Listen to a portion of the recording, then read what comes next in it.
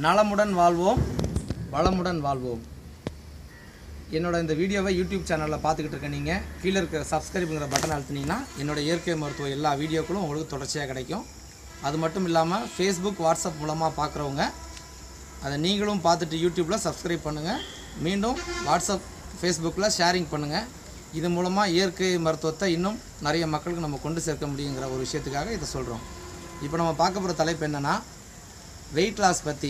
அதாவது அளவுக்கு அதிகமான உடல் கனத்து போகிறது, குண்டாக இருக்கிறாங்கன்னு சொல்கிறாங்கல்ல, இதை அதை எப்படி சரி பண்ணுறது இயற்கை மருத்துவத்தில் அப்படின்னா, ஏன்னா யூடியூப் சேனலில் சில பத்திரிகைகளில் வரும், இந்த ஜூஸை குடிங்க சரியாக போயிடும், இல்லை இந்த பொடியை அரைச்சி சாப்பிடுங்க 30 நாளைக்கு சரியாக போயிடும், இல்லை ஒரு மண்டலத்துக்கு இந்த மாதிரி பத்தியங்களை கடைப்பிடிங்க சரியாக போயிடும், இப்படிலாம் சொல்லுவாங்க. இதெல்லாம் சப்போர்ட் பண்ணும். ஆனால் இது உங்கள் உடம்பை இளைக்க வச்சு நார்மல் உடம்பை ஆக்கவே ஆக்காது. இதுக்கு என்ன பிரச்சனைன்னு கேட்டிங்கன்னா, அதாவது உடல் குண்டாக இருக்கிறவங்க இளைக்கிறதுக்கு மெயினாக செய்ய வேண்டியது என்னென்னா 2-3 விஷயம். அதில் ஒன்று, நல்லா உழைக்கணும். நல்லா குண்டாக இருக்கிற நிறைய பேரை பாருங்கள், உடல் உழைப்பு இல்லாமல் இருக்கிறவங்கள தான் இருப்பாங்க. அடுத்தது, நிறைய மருந்து மாத்திரை சாப்பிட்டுக்கிட்டு இருப்பாங்க. இந்த 2 விஷயத்தையும் இவங்க சரி பண்ணாத வரையும் உடல் இளைக்கவே இளைக்காது. என்ன காரணம்னு கேட்டால், நான் ஏற்கனவே ஒரு வீடியோவில் உங்கள்கிட்ட சொல்லியிருப்பேன். என்னென்னா, உடலுங்கிறது வர நோய், உடலில் வர நோய்ங்கிறது கழிவுகளோட தேக்கம்தான். அதாவது கழிவு தேங்க தேங்க நோய் அப்படிங்கிறோம். அதே மாதிரி இந்த கழிவுகள் தான் உங்கள் உடலை பருமனாக்குது, குண்டாகுது. அப்போது உங்களை அறியாமல் அந்த சேர்கிற கழிவுகள், அது மருந்து மாத்திரை மூலமாக சேர்கிற கழிவுகளாக இருக்கட்டும், உணவு மூலமாக வர கழிவுகளாக இருக்கட்டும், நீங்கள் எந்த அளவுக்கு நீங்கள் வீட்டில் பெண்களாக இருந்தால் வீட்டில் வேலை வெட்டி நிறைய செய்யணும்.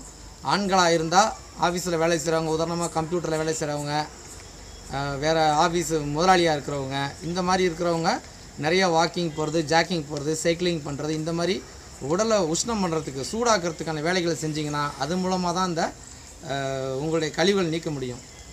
மருந்து மாத்திரை கழிவுங்கிறது அதுவும் ஒரு பெரிய தேக்கம்தான். இதனாலையும் உடம்பு நிறைய பேருக்கு, அதிகமாக மருந்து மாத்திரை சாப்பிட்றவங்களுக்கு பார்த்திங்கன்னா உடம்பு குண்டாயிட்டே போகும். சும்மா சளிக்கு மருந்து மாத்திரை போடுறது, ஜுரமாக மாத்திரை போடுறது, இருமலுக்கு மாத்திரை, தும்மலுக்கு மாத்திரை, கை வலிக்கு மாத்திரை, கால் வலிக்கு மாத்திரை, எல்லாத்துக்குமே மாத்திரைன்னா அந்த உடம்பு என்ன தான் செய்யும் யோசிச்சு பாருங்கள். எதையுமே இயற்கையாக சரி பண்ண கற்றுங்க. இன்னும் நான் ஏற்கனவே நிறைய வீடியோக்கள் போட்டிருக்கிறேன், இன்னும் நிறைய வீடியோக்கள் போடுவேன், ஒரு நோய்களுக்கும் எப்படி இயற்கையான முறையில் சரி பண்ணுறதுன்னு. அப்போது அந்த மாதிரி இயற்கையான முறையில் உங்கள் உடம்புல இருக்க கழிவுகளை நீக்கினா மட்டும்தான் தேவையில்லாத அந்த ரசாயன கழிவுகள், அதாவது கெமிக்கல், அந்த மருந்துடைய வேஸ்ட்டுகள் உங்கள் உடம்புல தங்காது. உணவு கழிவுங்கிறது பிரச்சனை கிடையாது, அது நம்ம உழைச்சாலே போயிடும். அந்த ரசாயன கழிவுகள்லாம் அவ்வளோ ஈஸியாக வெளில போகாது. அப்போ எந்த அளவுக்கு நீங்கள் ஆக்டிவாக இருக்கிறீங்களோ, அது குறிப்பாக பெண்கள் அதிகமாக, நம்ம தமிழ்நாட்டை பொறுத்த வரைக்கும் பெண்கள் அதிகமாக குண்டாகிறதுக்கு மெயின் காரணம் என்னென்னா உழைப்பு குறைஞ்சது தான். அதை சொல்லாமல் உணவு மேலே குறை சொல்கிறது, வேறு எதையாவது குறை சொல்கிறதுங்க வேற. ஏன்னா தப்பு நம்ம மேலே. நம்ம நல்லா உழைச்சோம், நல்ல மருந்து மாத்திரை இல்லாமல் இயற்கையாக நோய் நொடி இல்லாமல் வாழ கற்றுக்கிட்டோம் அப்படின்னாலே உடம்பு நார்மல் உடம்புக்கு வந்துடும். அதனால் நம்ம அந்த டிவியில் பார்த்துட்டு செய்கிற சில வழிமுறைகள், பேப்பரில் படிக்கிறது, யூடியூப்பில் பார்த்துட்டு ஜூஸ் குடிக்கிறது, இதெல்லாம் உங்களுக்கு சப்போர்ட் பண்ணும். ஆனால் இது உங்களுக்கு சரி பண்ணாது.